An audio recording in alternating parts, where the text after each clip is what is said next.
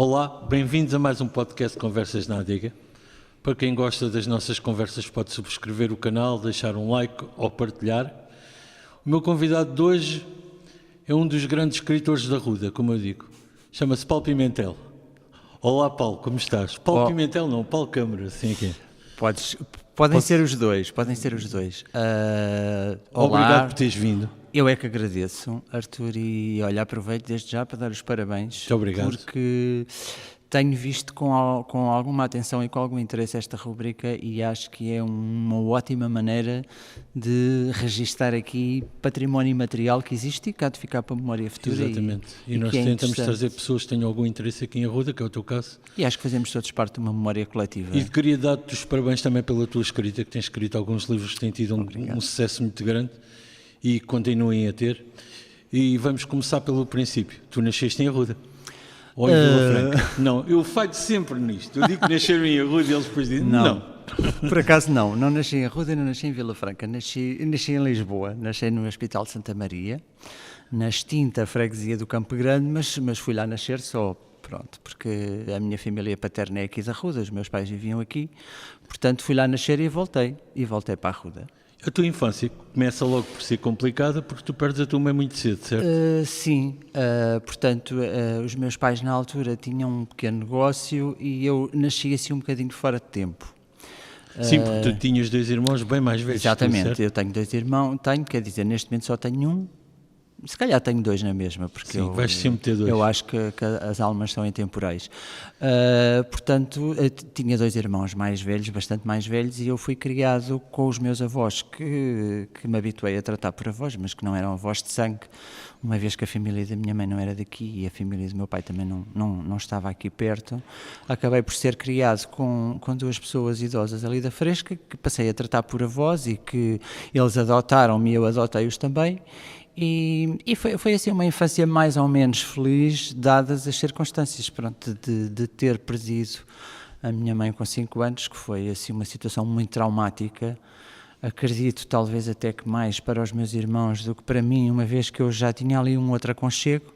Mas pronto, olha, foi uma infância relativamente feliz dentro destas circunstâncias, foi uma infância relativamente feliz. Os teus irmãos também tinham alguns problemas. Sim, os meus irmãos tinham problemas, sabes? Além de eu não ter nada a dizer dos teus irmãos, especialmente aquele que não está entre nós, comigo sempre foi uma pessoa impecável, mas pronto, chegou a ter muitos problemas com a justiça e isso tudo, que te estragou um bocado a vida. Sim.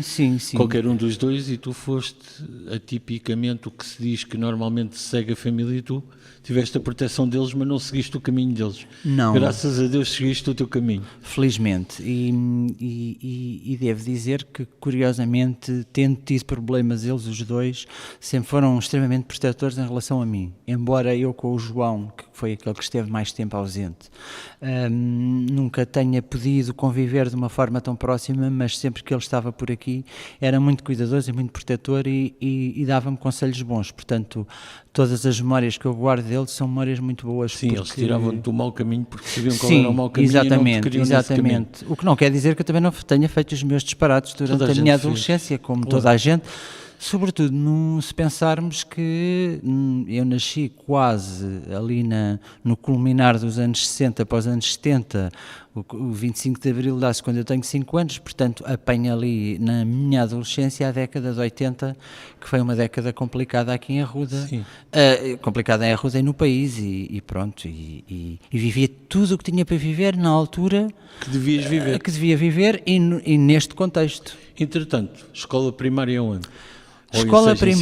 Escola primária em Arruda, com uma professora que felizmente continua entre nós, que é a Dona Manuela, e que foi a minha primeira professora e por quem eu continuo a ter um grande afeto e uma grande paixão. Foi uma grande pessoa, ainda um dia eu te convido a desafiar a professora Manuela a vir cá ter connosco, porque quase há uma grande parte da tua geração e das gerações seguintes passaram pela Dona Manuela. Sim, eu fiz os 4 anos do primeiro ciclo da escola primária com ela e acho que ela deu um enorme contributo também para aquilo que eu sou hoje, porque de facto eu acho que são os professores primários aqueles que nos marcam.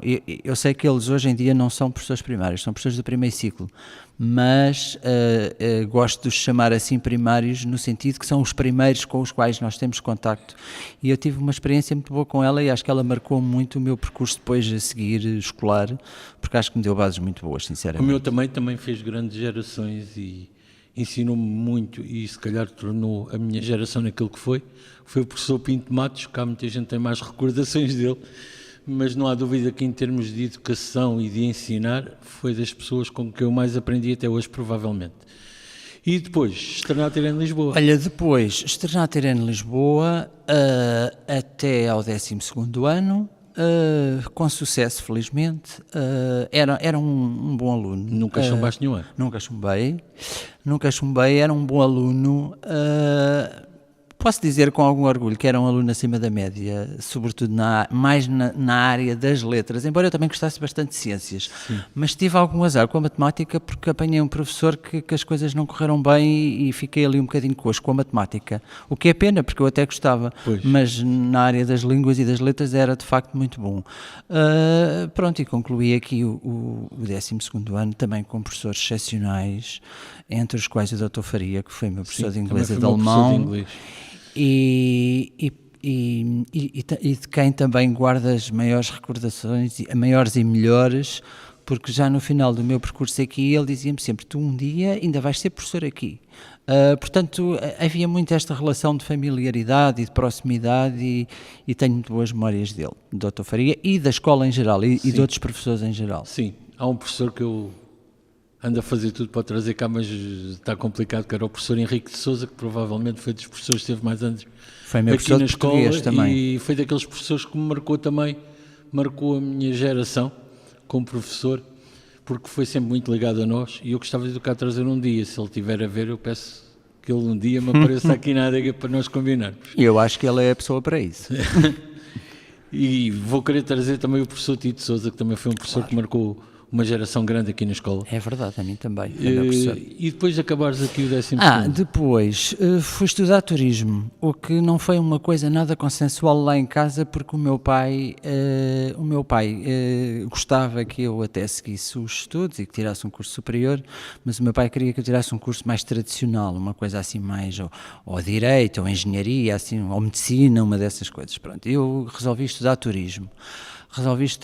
Porque comecei a fazer Interrail muito cedo, sempre fui um bocadinho aventureiro, e então quis ir fazer turismo. Porquê? Porque há uma área que eu gosto muito, que é a área do património, a área da história, a área das línguas.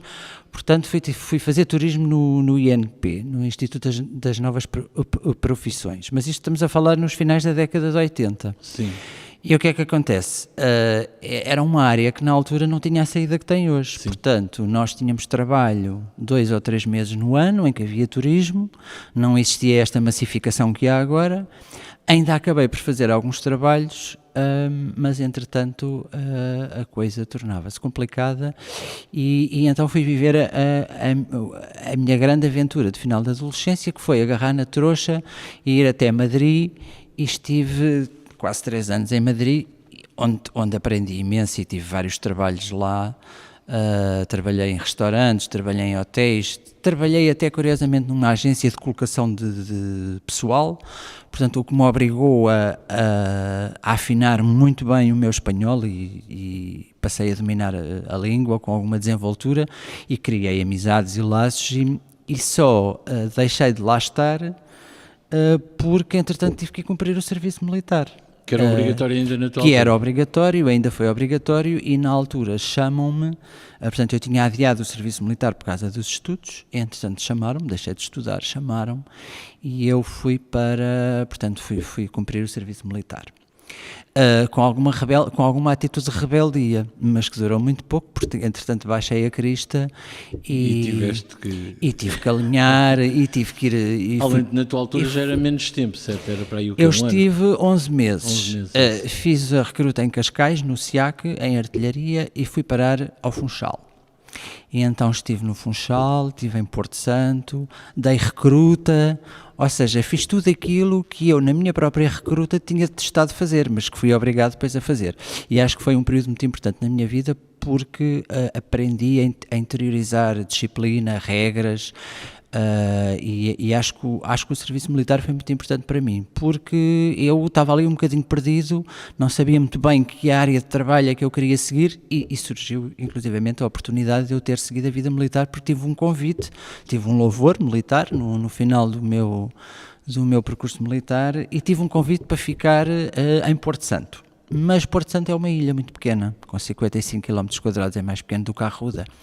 E eu, ao fim de estar em Porto Santo há um mês, conhecia toda a gente em Porto Santo, portanto aquilo era pequeno demais para mim, perdeu a piada. A única coisa que tinha bom era aquela praia maravilhosa, que eu podia fazer praia todos os dias, de verão e de inverno. E voltaste lá? Voltei lá e fiz lá grandes amizades. Aliás, foi em Porto Santo que eu conheci a minha mulher, embora ela não fosse de Porto Santo, ela é do Funchal, mas conhecemos lá. E foi assim, foi daqueles amores à primeira vista. Nós conhecemos em maio e viemos viver juntos para a Arruda em setembro. E depois, acabas o serviço militar, vens para a Arruda Acaba o serviço novamente. militar, venho para a Arruda novamente. Havia aqui duas opções, que seria continuar na Madeira, completamente integrado numa nova família e com projetos profissionais e com propostas profissionais boas até na altura. Da parte da tua mulher? Da parte da minha mulher. Ela estava a trabalhar e eu, entretanto, tinha conhecido ali e movimentava-me relativamente bem naquele meio e tive algumas propostas interessantes, mas vim aqui de férias em agosto, na altura das festas, com ela, para ela conhecer a Arruda. E ela gostou da Arruda? Ela gostou da Arruda, mas gostou sobretudo dos meus avós. Ou seja, eu apresentei aos meus avós, aquela era a minha casa efetivamente ali na Fresca, e ela percebeu que eu gostava de alguma forma de retribuir aos meus avós aquilo que eles me tinham dado. E a iniciativa partiu dela. Ela disse, olha, por mim não tem problema nenhum, porque entretanto ela ficou grávida do nosso primeiro filho, do Pedro. E ela disse, olha, não tem problema nenhum, eu não me importo de vir para aqui, não me importo de viver para este sítio, porque isto é um sítio calmo. Ela gostou da paisagem, gostou das pessoas e viemos para aqui viver. Eu sem trabalho e ela também, os dois. Sim, viemos sem trabalho. E depois vais logo para a Câmara? E depois o meu avô foi falar com o Mário Henrique. Porquê? Porque estávamos a preparar a abertura do posto de turismo e eu era da área de línguas e da área de letras e a área do turismo, exatamente, tinha o curso de turismo e entretanto fiquei a trabalhar em regime de avança. E, entretanto, entrei para os quadros, como técnico. E, entretanto, resolvi estudar outra vez. Pronto, resolvi estudar porque queria um bocadinho mais do que isto. Queria, embora já me dedicasse à escrita, mas queria aprofundar aqui alguns conhecimentos. Aliás, eu sou uma pessoa ávida de conhecimento. Eu acho que estou constantemente a aprender coisas e quero sempre aprender mais. E então, fui para a Faculdade de Letras, fui tirar Línguas e Literaturas Modernas, variantes, estudos portugueses e alemães. Pronto, fiz a licenciatura a trabalhar na Câmara. A minha filha nasceu no último ano de curso e pronto, eu já trabalhava na Câmara e entretanto passei pelo ensino, dei aulas durante 5 anos, que foi uma experiência muito boa, gratificante, em acumulação aqui já com a Câmara. Portanto, trabalhava na Câmara, consegui na altura gerir um horário que me permitia trabalhar aqui aos fins de semana, porque mantinha o posto de turismo aberto, e durante a semana acumulava e dei aulas em Santeiria durante 5 anos, que foi uma experiência muito gratificante para mim, porque é também uma área que eu gosto e o meu curso tinha tudo a ver com isso.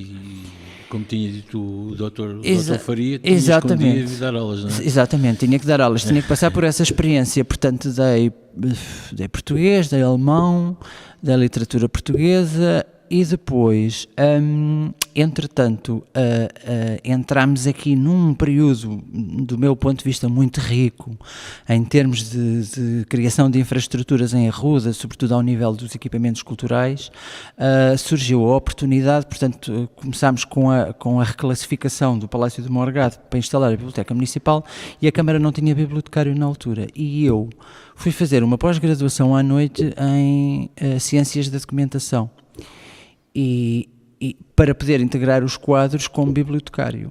Pronto, integrei os quadros como bibliotecário, entretanto, rapidamente as coisas correram bem, passei a chefe de divisão e fui chefe de divisão na Câmara durante 14 anos, de 2004 a 2018. Mas o bichinho do turismo e este bichinho das outras coisas continuaram a ficar aqui. Pronto, e entretanto acho que tive aqui um período em que consegui dar alguns contributos que eu considero interessantes, e acompanhei aqui muitas coisas, portanto a própria remodelação do parque escolar, esse acompanhamento foi muito interessante, a própria remodelação de todo o complexo do Centro Cultural do Morgado, a Galeria Municipal, o início da Festa da Vinha do Vinho. Felizmente também eu acho que tive a sorte, e continuo a ter, de trabalhar também com políticos que são pessoas entusiastas e que querem o melhor pela terra, e eu, de facto, como também sou um apaixonado pela terra, acabei por ter essa envolvência também. Mas nunca descurando que gostava de voltar a ter aquela experiência de mostrar o nosso património, de mostrar a nossa história, e acabei por, entretanto, por opção, deixar de ser chefe de divisão, e felizmente acho que o fiz na melhor hora. E agora acho que temos uma ótima pessoa que me substituiu, que é a Ana Correia, e agora voltei a fazer coisas que eu tinha deixado de fazer, e que tem a ver com uma paixão também que eu tenho, que é, portanto, continuo a trabalhar na Câmara, obviamente, que é o meu posto de trabalho, mas paralelamente a isso faço trabalhos como guia intérprete, trabalho para várias agências em regime de freelancer, desenvolvo projetos relacionados com a área do vinho, que é uma área que eu também não gostava nada, e agora passaste a gostar. O meu pai e o meu avô diziam sempre: bebe um copo de vinho tinto, porque eu não gostava nada de vinho, e agora adoro. Portanto, agora quase não passa uma refeição que não beba um bom copo de tinto, e tenho projetos giros com estrangeiros, sobretudo com público estrangeiro, mas pronto, depois também como tenho... E quais são as tuas funções na Câmara hoje em dia? Sou bibliotecário, portanto sou responsável pela Biblioteca Municipal, trabalho ali na biblioteca, e é uma área que eu continuo a gostar muito, porque lá está, gosto de livros, gosto de autores, gosto de escritores, gosto sobretudo da área de promoção de atividades e de trazer cá escritores e de organizar atividades. Penso que a Ruda tem aqui um desafio, que é a própria dinâmica das populações, e o tipo de população que nós temos hoje não se coaduna muito, ou seja, temos uma população residente, mas que efetivamente vem aqui dormir, e por esta razão às vezes nem sempre é fácil ter gente nos eventos. Há pessoas que vieram para aqui, começaram por isto ser um dormitório, mas hoje em dia é assim, e vendo não pelas últimas, mas vendo por muitas edições do nosso podcast Conversas na Adega, há pessoas que dizem que se conseguem integrar na sociedade porque vão conhecendo pessoas da Ruda. Exatamente. Que eles não sabiam, e aí vêm as pessoas na rua e vão se identificando com elas. É verdade. E por isso é que nós fazemos isto também, para não, eu a acho que as pessoas que existem em Arruda. Exatamente, e eu acho que nós temos, no fundo, ao fim e ao cabo, eu acho que trabalho num sítio privilegiado, porque acabo por conhecer pessoas da Arruda, acabo por conhecer pessoas de fora, mas que vêm à Arruda e que ficam com uma ótima impressão, porque eu acho que de facto nós temos uma terra bonita, temos uma terra com muita história, e que há uma grande apetência para falar sobre ela, no meu caso até para escrever também sobre, portanto é um local muito inspirador, e pronto. E também acho que parte de nós, os arrudenses, que fomos cá criados e que nascemos cá, integrar as pessoas que vêm para cá viver. Exatamente. Somos nós que temos que cativar essas pessoas a falarem connosco, a entrarem nos nossos projetos e isso tudo. É isso mesmo. Queria-te falar agora sobre a escrita. Como é que começa a escrita na tua vida? Olha, quantos livros é que tu já tens escritos hoje em dia editados? Como é que começa a escrita? A escrita começa precisamente na escola primária. Eu acho que fazia assim umas redações relativamente com qualidade, e a professora Manuela dizia sempre nas reuniões de avaliação: este rapazinho escreve muito bem. Depois no secundário a mesma coisa, cheguei a participar assim nos concursos juvenis e a ganhar assim alguns prémios, e aquilo acabou por me incentivar também. Obviamente que quem gosta de escrever obrigatoriamente tem que gostar de ler, portanto eu gosto muito de ler, e eu acho que só se consegue escrever bem se ler bastante, que é o meu caso. Portanto eu sou um leitor ávido, estou sempre a ler algum livro, e as coisas começaram assim. Eu depois na faculdade concorri a um prémio literário, ganhei esse prémio sem estar mesmo à espera, e digamos que o começar a publicar foi por convite. Olha, o primeiro livro até foi aqui uma parceria com o Augusto, foi uma edição de autor, assim, uma coisa muito local, mas teve a ver com esse conto que foi premiado no Prémio Lindley Sintra, e depois os convites surgiram de uma forma natural. O meio editorial também era mais pequeno do que é agora. Na área da ficção publiquei com este, agora foi o sexto. Na área da ficção, portanto já publiquei vários livros de contos, ultimamente publiquei 2 romances, e entretanto há de sair outro para breve. Mas tens sempre estado ligado mais ou menos à história, certo? Sim, sabes que eu gosto de história, e depois tive a sorte, de facto, de ter crescido com uma avó analfabeta, mas que era uma pessoa extremamente sábia. Assim como o Saramago, e não me estou a comparar nada ao Saramago, como é óbvio, mas o Saramago, na entrega do Prémio Nobel, fala no avô dele, diz que é a pessoa mais sábia que ele conheceu. E a minha avó, Lida Fresca, talvez tenha sido das pessoas mais sábias que eu conheci. Eu aprendi imensa coisa com ela, sobre património popular, sobre a arruda, sobre as ervas, sobre as tradições, e eu acho que tinha boa memória, e acho que fui apreendendo isso. E em vez de guardar essa informação numa gaveta aqui, algures na memória, resolvi transformar aquilo e começar a escrever pequenas histórias. Isto começou assim. Entretanto, a paixão pela história, porque depois quando estudei turismo, aquele curso tem uma vertente também muito ligada à história da arte, ligada à história, ligada ao património. Acabei por me apaixonar também pela história, sobretudo Idade Média. E os últimos 2 romances que eu escrevi passam-se sobretudo na Idade Média, e vivendo eu num local que durante a Idade Média foi uma vila importante. Sim. A Arruda teve mais importância do que aquilo que a maior parte das pessoas julga, ou pelo menos isso. Exatamente. A Arruda é uma vila com muita pujança na Idade Média, uma vila por onde passaram reis, uma vila com acontecimentos muito interessantes, e digamos que isso me apaixonou e ajudou a enquadrar-me aqui as minhas personagens. Obviamente que eu escrevo livros de ficção, portanto eu investigo à séria, investigo sobre o contexto histórico. As minhas personagens são personagens que eu invento, algumas delas, outras não, outras são personagens que viveram efetivamente, mas eu, com a minha liberdade de autor, tenho liberdade para poder ficcionar, e daí que há alguns episódios dos meus livros, o palco é a mesma que a Arruda que se chamava só Arruda, porque a Arruda só se chama dos vinhos desde o século XIX. A Arruda sempre foi conhecida só por Arruda. Tens uma ideia de quantos livros é que já tens vendidos?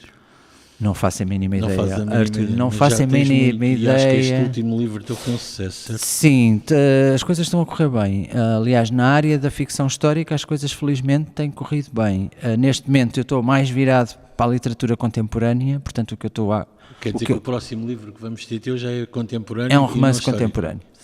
Não tem ficção pura também. Ficção pura. É uma narrativa que não tem nada a ver com história, é uma história passada no final do século XIX e que termina no final da segunda década do século XX. Portanto, é uma história completamente contemporânea. Vamos falar da tua vida pessoal. Sei que tens 2 filhos espetaculares. Espetaculares mesmo. Sei que há uns meses tiveste uma grande adversidade na tua vida. Uhum. A mulher com quem tu casaste quando acabaste a tropa, depois de ser uma grande guerreira, apareceu-lhe uma fatalidade que ela não conseguiu vencer, certo? Exatamente, certo. Sim. Foi o tempo mais difícil da tua vida, provavelmente esse, certo? Foi o tempo mais duro, e está a ser o tempo mais duro da minha vida, portanto eu posso dizer com toda a franqueza, sem qualquer dúvida, que eu neste momento estou a sobreviver a um hecatombe que nos aconteceu, porque efetivamente... Ela era o amor da tua vida, Sim, certo? sim, sem dúvida, sem dúvida. Ela vai ser, portanto, vai ser sempre.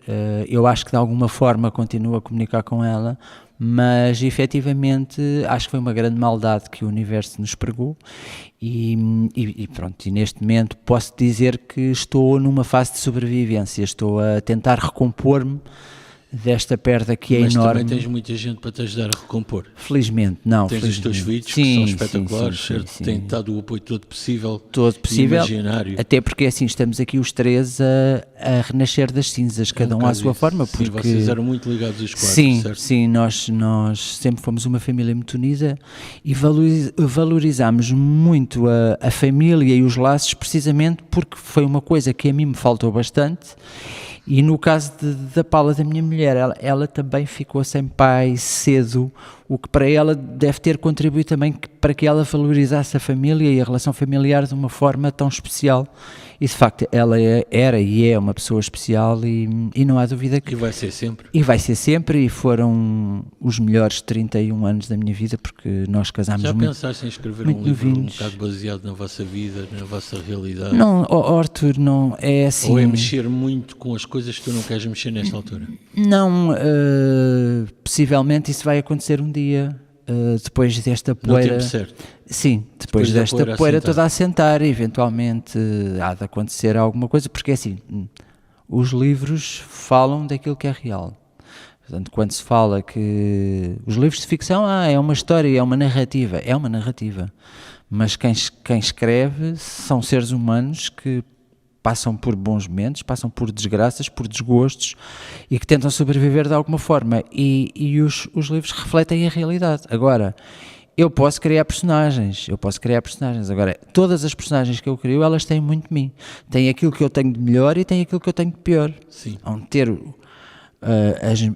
as minhas coisas mais perversas, as minhas melhores virtudes, vão ter partes boas e partes más de mim, porque é indissociável, porque quem escreve é um ser humano e o ser humano, embora crie uma narrativa ficcionada, ele baseia-se naquilo que é real e naquilo que ele sente. Portanto, tudo isto vai acontecer. Aliás, todos os meus livros têm personagens que de alguma forma têm traços meus e isto vai continuar a acontecer. Não te vou fazer aquela pergunta que se faz, que é o que é que dizem os teus olhos, mas vou-te perguntar sempre o que pergunta toda a gente. O que é que tu gostavas de fazer que ainda não fizeste? O que é que eu gostava de fazer que ainda não fiz? O que eu gostava de fazer que ainda não fiz e talvez nunca consiga fazer era poder novamente estar mais uma vez com a Paula e dizer-lhe tudo aquilo que não tive a oportunidade de lhe dizer, embora eu acho que o universo... Não ficou muito por dizer. Eu acho que o universo nos deu... Conhecendo-te a ti, também acho que não deixaste muito por dizer. Não, eu acho que o universo nos permitiu que nos despedíssemos em consciência e foi um momento extraordinário, foi na véspera de acontecer, dela ter partido, em que eu pressenti que ia acontecer e pudemos nos despedir em paz e com a certeza que nos amávamos os dois e tivemos a oportunidade de dizer isso, mas gostava de lhe dizer mais uma vez, mas digo-lhe muitas vezes, eu acho que ela percebe e ouve. E neste momento não queria mais nada. E ambicionasses em si só escrever, alguma coisa que tu tenhas, um plano de viajar, alguma coisa assim? Sim, olha, viajar para mim é uma coisa muito importante. Eu tenho feito algumas viagens, a maior parte das viagens que fiz foram feitas com ela, obviamente, agora, mas continuarei a viajar e continuarei a ir e procurarei ir aos sítios que nós planeámos ir juntos. Inclusivamente procurarei repetir alguns deles onde nós fomos muito felizes e hei de lá voltar. Olha, nomeadamente, e tinha planeado fazer isto este ano, mas não vou conseguir porque já interiorizei que não é o momento próprio. Houve uma coisa que nós fizemos os dois e que não foi há muito tempo e que foi o Caminho de Santiago e que foi uma experiência muito enriquecedora para os dois. Eu já tinha feito mais vezes, com a Paula foi só uma vez que fizemos, mas foi uma experiência muito enriquecedora para os dois. E tínhamos combinado ir este ano os dois, em agosto. Ela faz anos agora, dia 24, e tínhamos combinado lá chegar a Santiago precisamente no dia dos anos dela. E eu agora, depois disto ter acontecido, decidi que ia. mas aí há uma semana, 2, tomei uma decisão, não posso ir ainda.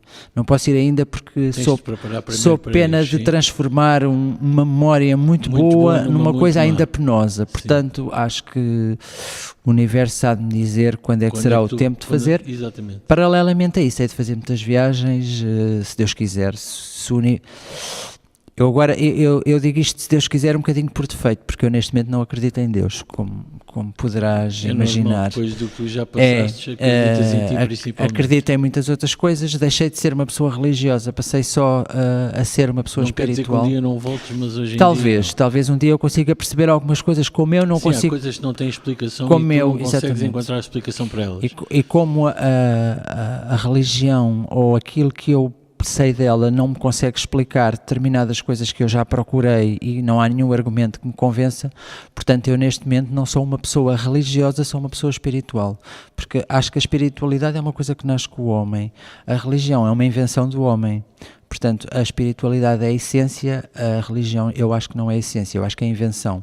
Portanto, neste momento, nós temos que estar agarrados a alguma coisa. Exatamente. E eu acredito na eternidade da alma, acredito que nós vimos aqui com um propósito e também acredito que se calhar quando partimos é porque a nossa missão nesta vida já tinha sido cumprida.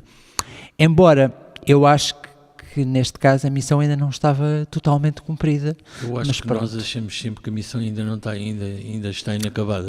Talvez um dia eu tenha a grandeza de conseguir perceber como agora, a missão estava exatamente, acabada. Como sou humano e como tal sou fraco, sou pecador, como se costuma dizer, portanto ainda não, neste momento não consigo perceber nem aceitar.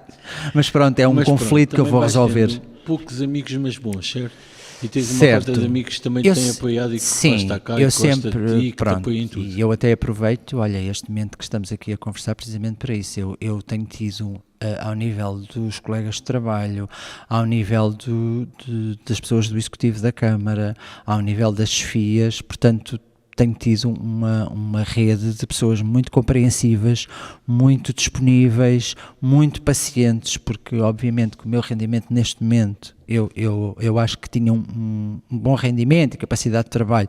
Neste momento estou muito aquém disso, estou a tentar dar o meu melhor, como é óbvio, mas tenho perfeita consciência que estou com algumas limitações neste momento e que se devem a isso.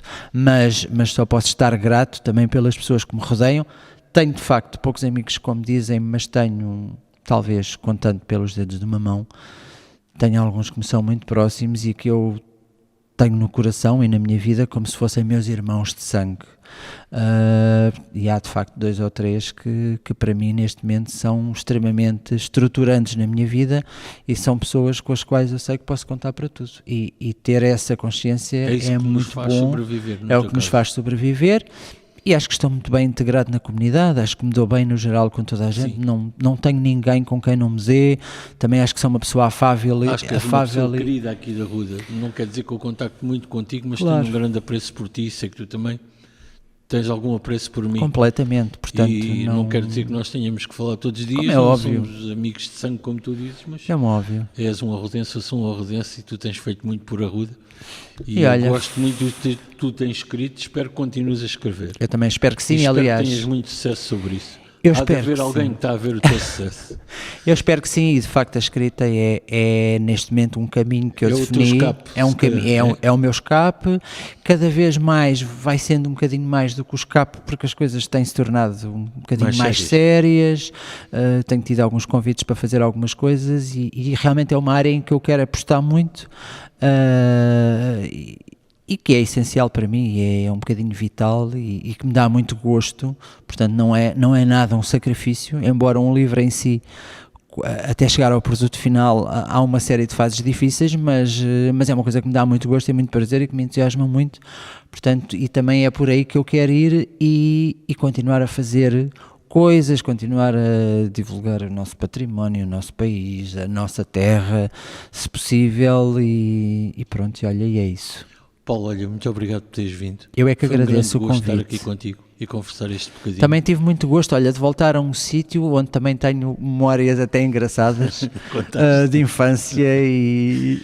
Vieste cá o vinho e partiste o garrafão e apanhaste. Parti o garrafão, apanhei uma tareia mas é assim, tenho uma ligação com este espaço, uma ligação com este rio. Eu acho que o nosso rio é das melhores coisas que eu guardo da infância. Sim, tu foste criado quase ao lado Eu fui do rio. criado no Rio, fui criado à beira-rio, ali com aquela malta da Fresca, construímos Provavelmente aprendeste a nadar no pé no da rio, adega. no pego da adega, espataram comigo lá dentro, que ia-me afogando, ir à pesca, portanto muita coisa aconteceu neste rio e eu acho que o rio é mesmo estruturante naquelas História da décadas Rua, da minha sim, adolescência e na história da Ruda, obviamente. A maioria das e quanto pessoas da década anterior à minha, se calhar até à tua, aprenderam a nadar no pego da adega. Eu aprendi, A maioria das pessoas aprenderam. eu aprendi, Havia espetaram, muitas histórias do pego da adega. eles espetaram comigo lá dentro, aprendi e olha, e safei-me como os outros.